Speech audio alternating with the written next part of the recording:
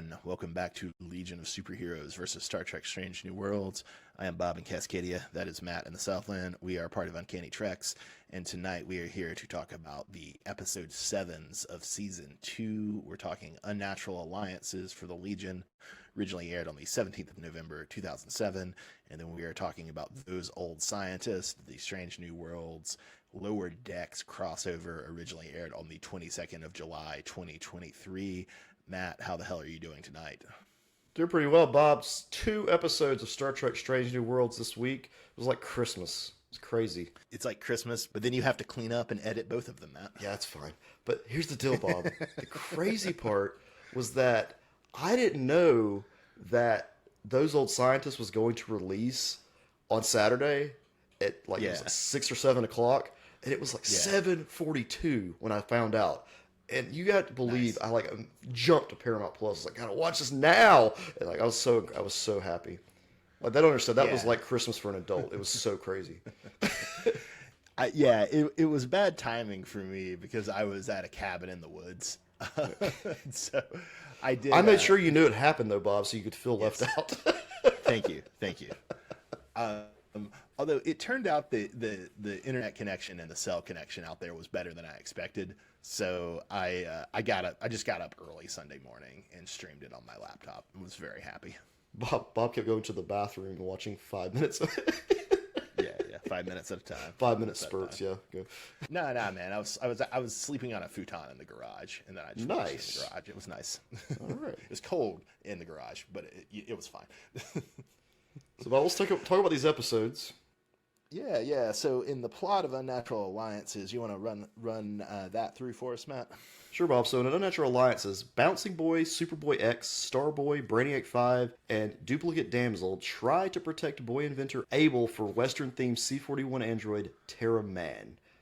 And Terra Man, Bob, he's kind of scary looking. Yeah, you want to describe him for the folks at home, Matt? He's like a cowboy robot, but he's a bounty hunter. Much, He reminds me of what was that alien in the guy in, was it Mandalorian or Book of Boba Fett with the Cade Bane or whatever his name was? Oh yeah, from Clone Wars. Very, very reminiscent of him. Yeah, although Cade Bane is more like Blue Alien and more Clint Eastwood, like Man with No Name, Sergio Leone, whereas Terra Man is more just a robot, I think. Yeah, he's pretty mean looking.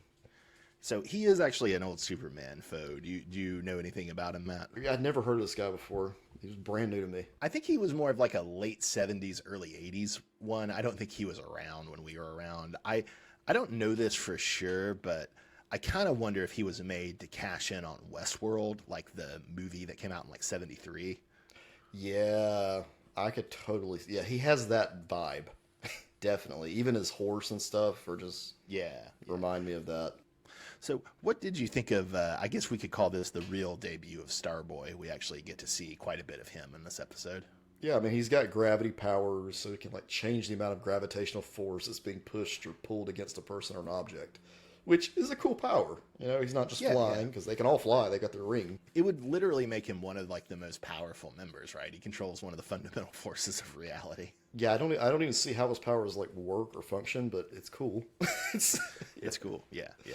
And as it usually manifests in the comics, I mean, sometimes they get more creative with it, but as it usually manifests in the comics, he just makes stuff heavy. Yeah, that's what it boils down to. And then he can do the opposite, too, if he wanted. Fly up in the Matt, did you think Superboy X was going to kill this kid? Oh, I totally thought that was happening, Bob. He literally asked the other members who else wants to pet him, referring to the child. Like, I mean, he had no clue what a kid was. So, Bob, do the clones have concepts of children? I never considered it, but I do like the idea that clones would be like prejudiced against, children who are born in more conventional ways.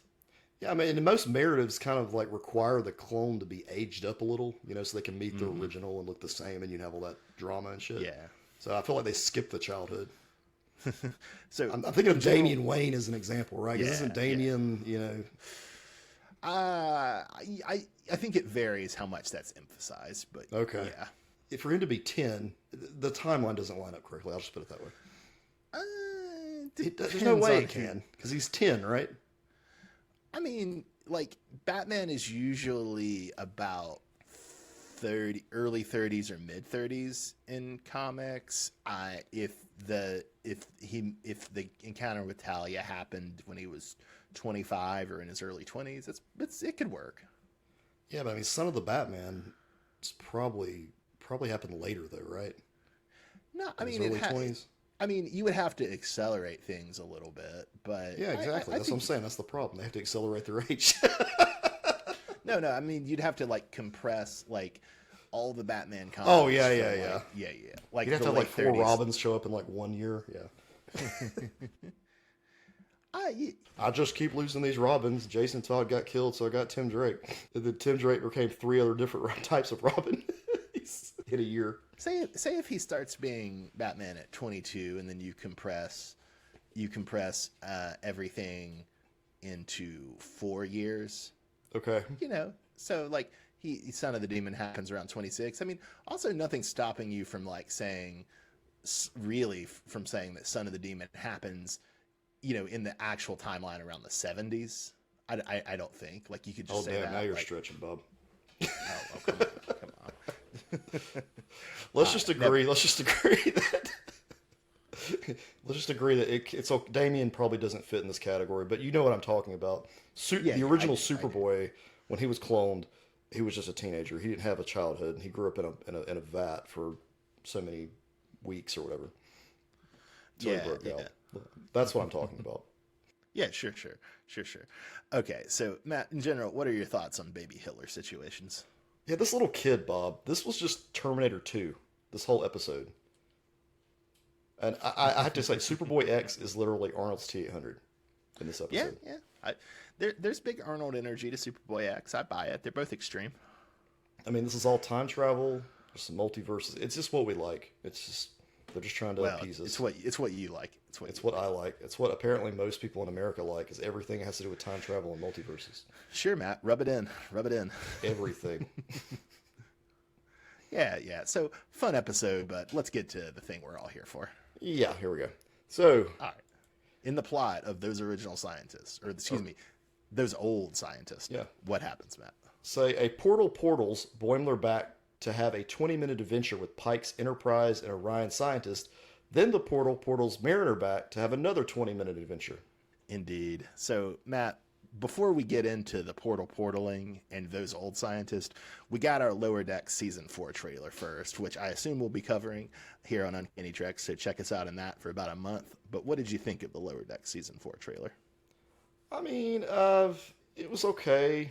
There weren't as many things that drew me in as the previous one. Like, I feel like they did make the mention of this specific episode at the end. They made a reference to this Strange New Worlds episode where they went back in time. So I think that's cool. Yeah. But I didn't see anything that really stood out. I'm hoping they're keeping some stuff secret. Hopefully. And I noticed that our Vulcan girl, who seems to be Vulcan Mariner, from, I think, the season 2 finale, if I remember right, who was supposed to join the Cerritos, but then was just nowhere to be seen for all of season 3. She's in the background, so hopefully she's like actually on the crew now. Yeah, I feel like she shows up once a season, because I want to say she was in the last episode of the first season too. I mean, I don't know. Will this finally be the season she becomes a regular member of the cast? I don't know, Bob. I hope so, and I mean, I really want it to be so, because I feel like they've defined. I've said this on our Lower Decks coverage. They've defined the kind of Fantastic Four of Lower Decks so much that it's like we really need other characters. Like, I like the 4 main characters of Lower Decks, but it's like, we got it. We know what they're like. Right. To me, that kind of showed through in this actual episode, with the live action. Mm-hmm. We knew what to expect from Mariner and Boimler. And they didn't let us down. It was there for sure. We'll get to that pretty quickly. So, Matt, did you ever watch Stargate, either the movie or some of the TV shows? Not a lot of it, no. I mean, I understand the general, what it's about.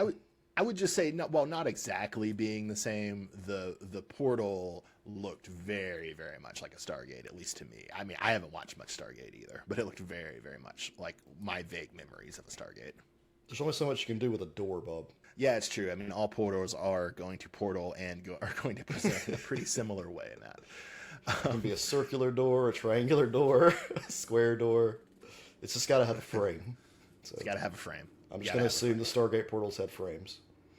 So if the frame is the best part of the portal, we did find out what Pike's favorite part of the communicator is, which is flipping it open, Yeah. which was a nice contrast to his horror at finding out that Boimler has a comm badge. And that is the best part. That's why people used to love those flip phones. Remember those? Oh, not only do I Oh, yeah, you remember still own one. that, yeah, I didn't even make that connection. Bob likes it so much he kept his. it's actually not a Star Trek thing. It's just I don't need the internet in my pocket, man. He's, This is kind of a weird question, but I thought the way they handled Boimler and Mariner meeting Noonie and Singh was a little interesting because neither does Boimler or Mariner ever make a comment about her being famous, unlike, say, their reaction to meeting Uhura or Pike or Number One, but nor do they make any con observations. So it was just kind of interesting that, she's not going to be as famous as the other members of the crew, or maybe they just mention it off panel, but they also never bring up the con connection. So I just thought that was kind of interesting. so I rewatched the episode yesterday because I wanted to make sure I had it fresh in my mind when we get back into this. And I paid very close attention to the scene where Boimler is introduced to Noonien Singh. And it happens immediately after he has that reaction to seeing Number One.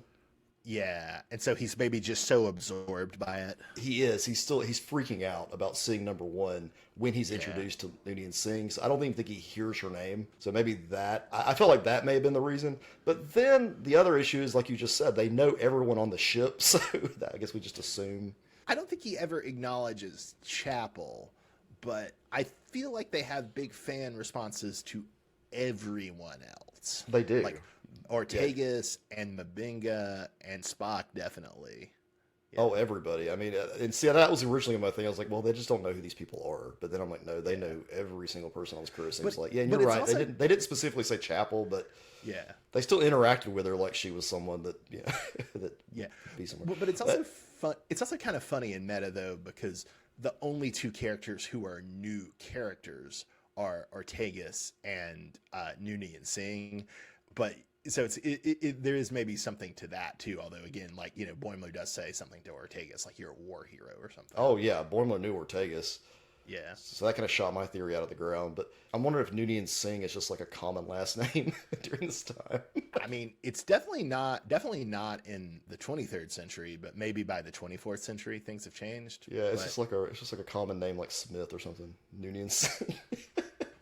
Yeah, I don't know. It's just strange, or maybe like it's one of those things you just don't talk about. It's like having the last name Hitler back then. I don't know, Yeah. Best just to not mention it.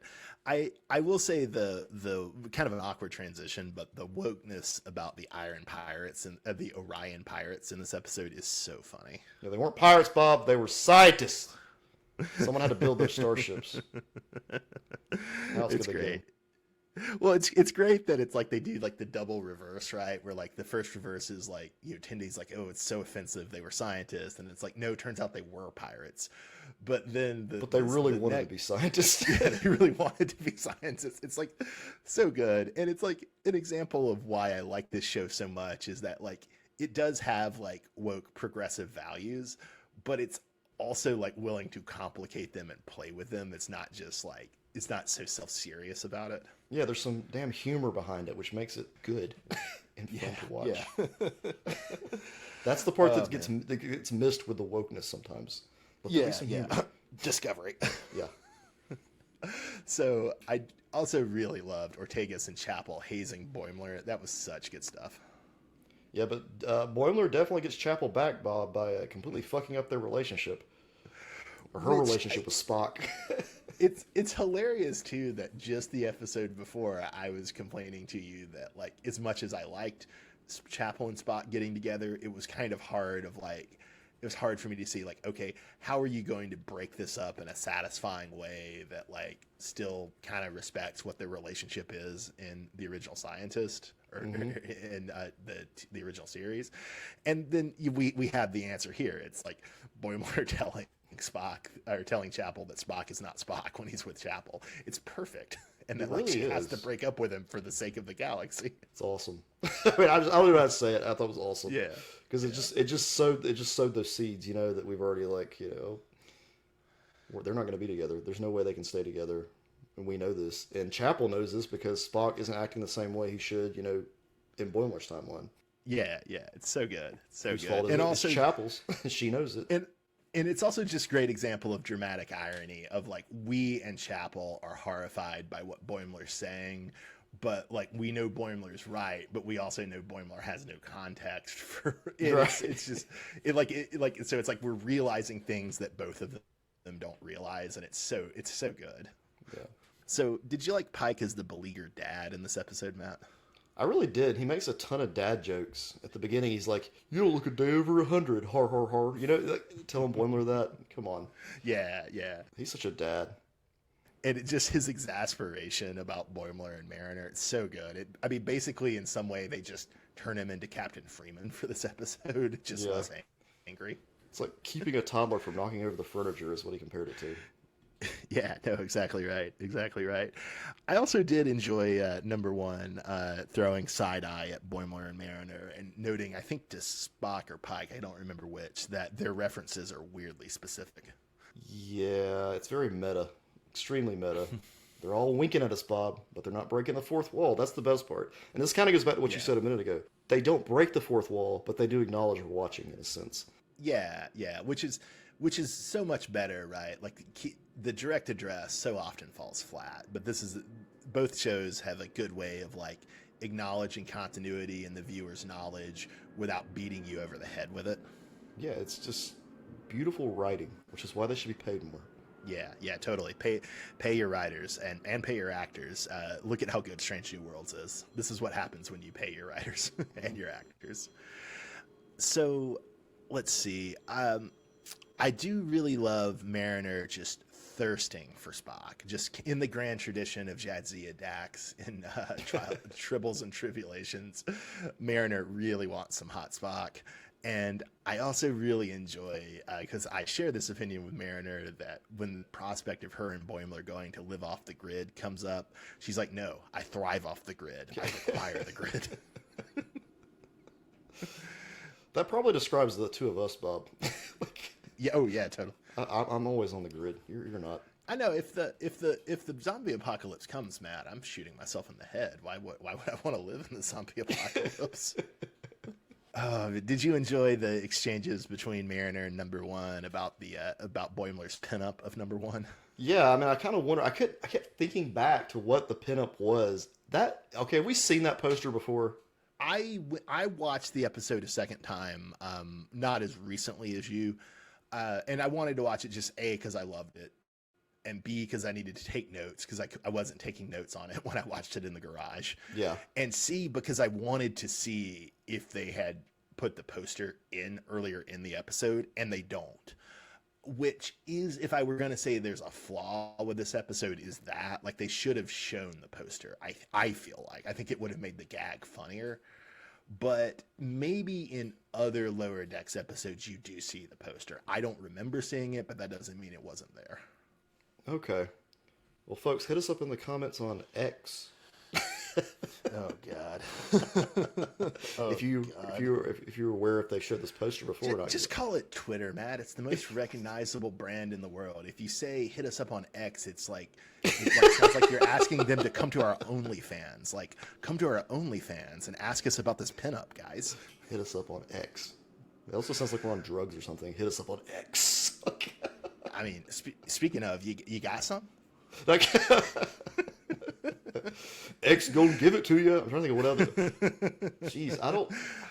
Why? Like, who sat down and thought that name was okay? With all like us just making fun of it now, they didn't have this kind of conversation. I bet it must have just been Elon Musk's decision, and no one else was involved. You know he's obsessed with it, right? Like the letter X, Yeah. like SpaceX. His weird son with Grimes that he like put X very prominently in his string of numbers name. Oh my God. Yeah, like and also when he was like an early investor in PayPal.com, and Yeah. he wanted to call it X.com. Like this is basically him acquiring Twitter. At least he's saying is like the way to realize his dream of what he thought PayPal should have been back in the day.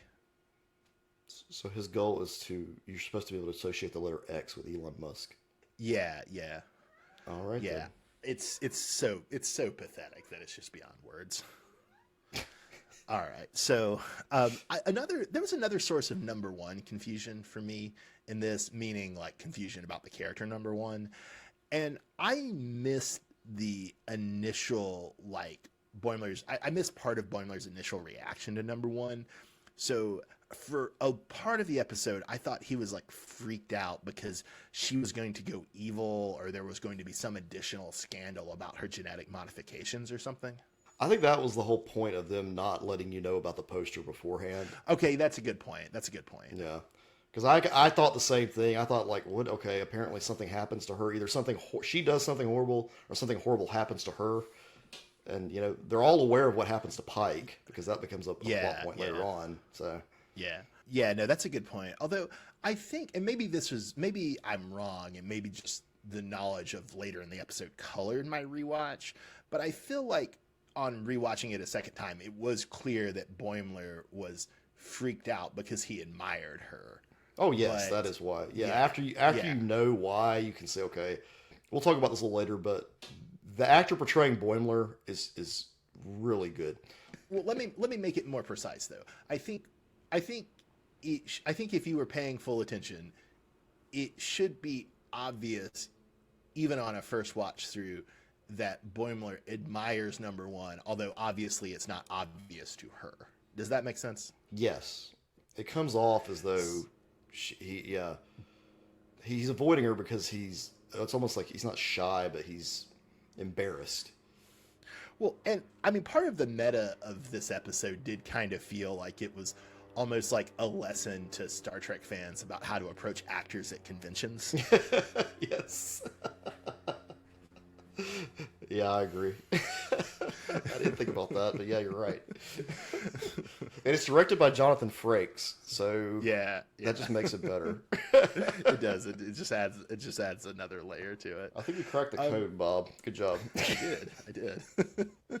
So I know exploding labs is more a lower decks style gag, but Spock exploding his lab in this episode was amazing, and I really want them to keep doing that on Strange New Worlds. That was some funny shit, and I mean, honestly, I really liked the way Spock was portrayed in this episode, and I kind of wish it just stuck around a little longer. Like, we need a couple more episodes.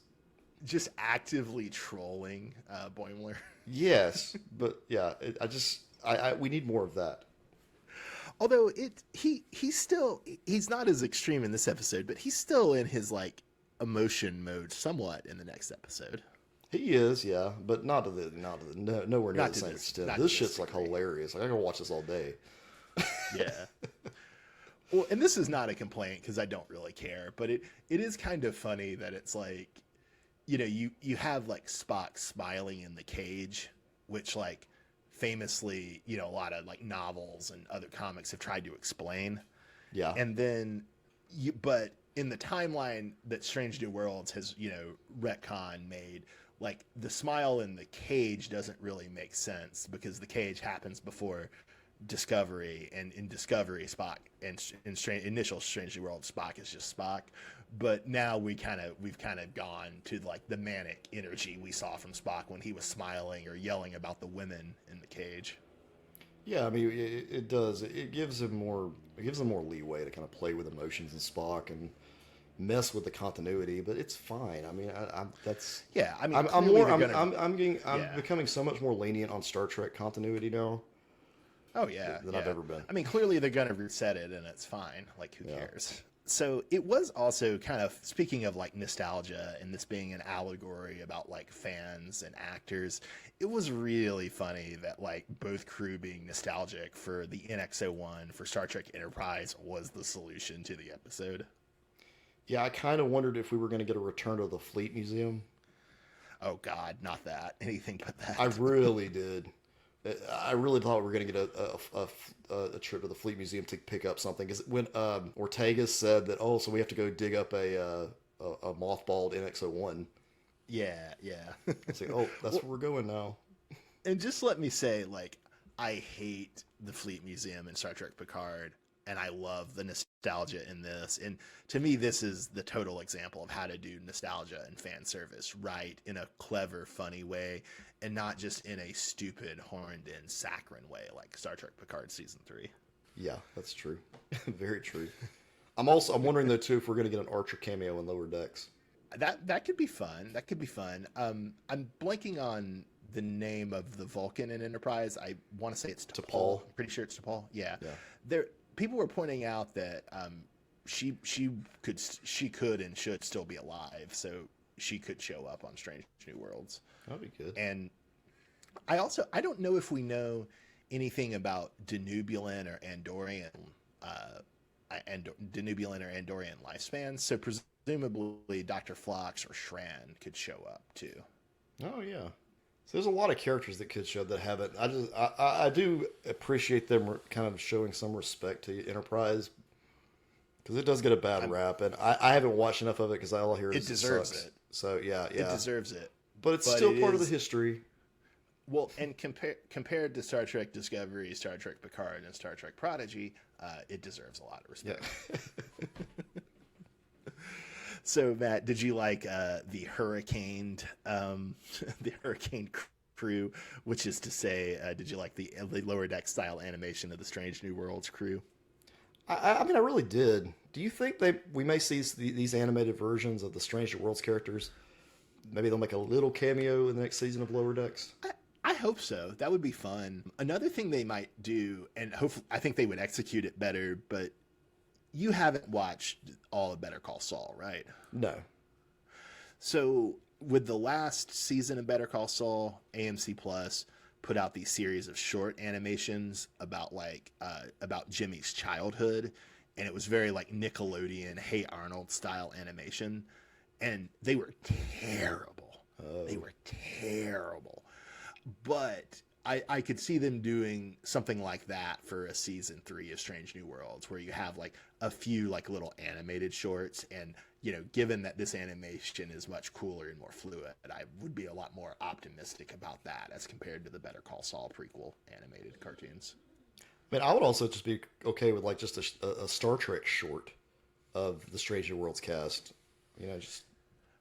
Yeah, I think they've officially canceled the short treks, but okay. Oh yeah, because okay, Well, but I mean, nothing. It was a good idea for that second. Yeah. So I got a rough question for you, Bob. Hit me.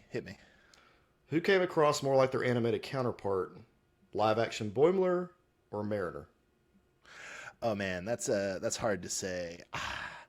I kind of want to give it to Mariner, but as much as I sometimes dislike the Boimler character and the Boimler actor, like he had a much harder job in terms of expressiveness, I think, and so I feel like you should recognize that too. Yeah, the name escapes me right now, but the guy who played Boimler, oh my god, Jack Quaid.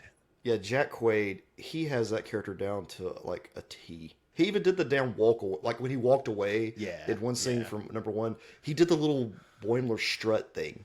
Like, yes.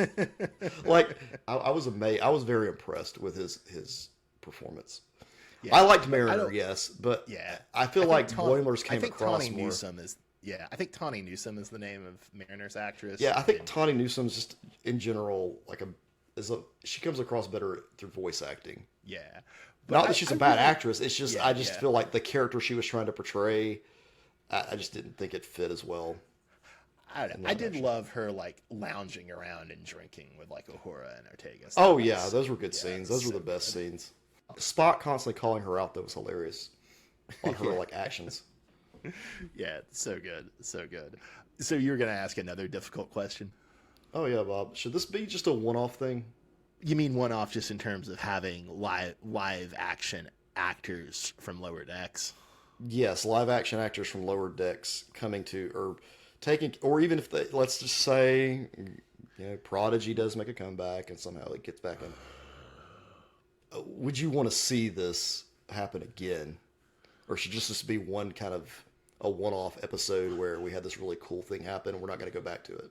I definitely never want to see another Lower Decks Strange New World crossover episode like this, unless it's just like like a small set of Strange New World cameos on like Lower Decks would be fine. Right. That's yeah. Yeah, but I definitely never want like this to repeat. I would be open to them doing more live action stuff with the Boimler and Mariner because I like they're both so good that it's like it just seems like hard to say no to. Yeah. So what would you think about like a live action Lower Decks episode?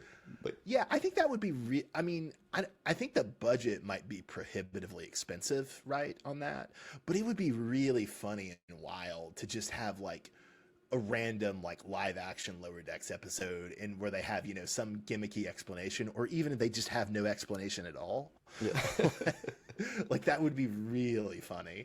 I don't know if that's feasible, but also like if they were to bring back short treks, right? I would love to see like a Mariner Boimler like a live action, set of short treks. Those would be really fun. That would be good, yeah. I would just like to see Tindy and Rutherford too get the live action. I treatment. would too, yeah. I'm glad they didn't do it for this because it would be, too much. But yeah, I would love to see Tindy and Rutherford go live action. And then I don't know if you can make Prodigy work in the same way because it's like they're kids and I think they're mostly not voiced by kids. And yeah, that's setting aside my distaste and hate for that show. But I just don't know if it could work in the same way Yeah, Lower Decks yeah. could. So Matt, better, worse, or about the same as the nearest comparison I could think would be DS9's Trials and Tribulations episode. Yeah, I'm gonna say better, Bob. I'm telling you that Oh, wow. Strange New Worlds may actually overtake DS9 for the #1 spot on my list of the best Trek. And I'm not kidding. I mean, they're Yeah. going to need to put in way more seasons with this caliber of writing, which hopefully the strike doesn't. I mean, the strike may affect all that, but I've just been Yeah. blown away. This is like the best Trek we've had in a Oh, long it's time. so good. I will say I think in some ways I actually do prefer Trials and Tribulations because I think there's something a little more creative about the hidden crossover of it versus the overt crossover of this, if that makes sense. Yeah, But they're both great episodes, and I I do think ultimately Strange New Worlds is never going to overtake DS9 for me because DS9 from like late season 2 to the end of season 7, there are very few misses. There are some, but there are very few misses, and it's an amazing ongoing story. And just it's the level of episodes they're putting out. It's like 20 a year. right. And you do have to take that into consideration, which is weird. It's so weird to me that like the older seasons, yes, they all were 20 something episodes, where these are only 10. Yeah. So there's less story to tell. I mean, yeah. So it's just like I love Strange New Worlds. It's so good, but I just don't know that there's ever going, just because they've yet to put out a bad episode, in my opinion. But it's only going to be 10 a year, and I mean, how long will this show go? If we can get 5 seasons of it, like we got 5 seasons of Discovery, that I would be thrilled. I'd be over the moon. But the average for streaming shows is they get axed after 3. Yeah, and then that's not even like 2 seasons worth of Deep Space Nine. It's only Yeah, 30. yeah. It's 30 some episodes. Yeah. But yeah, yeah. I mean, you're right there. Man, it's But so damn good. Like I'm just Yeah, saying, I agree with you I guess there, the yeah. caliber in itself is just like it's on the same level as DS9. Yeah, yeah. And I mean, the only other new Star Trek show I really like is Lower Decks. But even the Lower Decks is good. Like, there's such a varied tone and varied level of like achievement in the Strange New Worlds episodes. Like, the episodes are doing different things, where ultimately most Lower Deck episodes are doing the same things, right? That and then Lower Decks is just you have to have a lot of previous knowledge of Star Trek to appreciate some of the gags and the Easter eggs, Yeah, exactly. Where which Strange New Worlds you don't. yeah, gestures at that stuff, but I think you could just watch this totally clean, having seen no other Star Trek before it, and I would hope still have a great time. All right. So who's your character of the week, Matt? My character of the week, Bob, goes to creepy, smiling Spock. Like, I just want this. I want Spock to just be like this for the next couple of seasons. Yeah, no, I want them to. I'm actually kind of surprised they didn't stretch Spock and Chapel out a little longer. I mean, granted there's still life in it, but still, it's great. I'd go Pike being flattered that Boimler was him for Halloween. It's like so funny. And it's like the combination of his like absolute annoyance with these kids, but also like, he is flattered that they admire him so much. It's such a good dynamic. Yeah, the best part about that scene too is you think Pike is about to chew them a new one. Then he hears that and he's like, oh. Like, it's like they're starstruck. Yeah. And like the show does a good job, mostly through number one and to some extent his girlfriend teasing Pike of like, even though Pike is a very pleasant guy, like he does have a bit of an ego. And so it's really funny to see like, his vanity get flattered, right? All right, Bob. So let's look at episode of the week here. What could it be, Matt? What episode would it be? I'm gonna go with Those Old Scientists, Bob. Although I do find it kind of ironic that both of these episodes had to do with both the Legion and the Strange New Worlds episode had to do with time travel. Yeah, it's a funny what would you say, synchronicity, right? Right. It occasionally happens. I will say it seems very unfair to Legion because usually you could at least say Legion is the best animated episode we look at in a given week, but you can no longer say that this week. Poor Legion. No, you really can't. The actual 5 minutes of animation that we got from this Stranger Worlds episode were probably better. It's hard truths, but I still like Legion, and you're enjoying season 2 so far, yeah? Oh yeah, it's good. Yeah, different than season 1, and I think ultimately not as good as season 1 in some ways, but still enjoyable. Yeah, it's enjoyable, and it's got the sci-fi if that's what you're going for. Yeah. All right. Well, I would normally say join us next week, but probably join us in a few days as we put out season 2 episode 8 because Strange New Worlds hates Matt and wants to make him do a lot of editing. Yeah, it's good times. All right. We'll see you next time on Uncanny Treks. I am Bob in Cascadia. That's Matt in the Southland. Have a great night, everybody. Thanks for listening.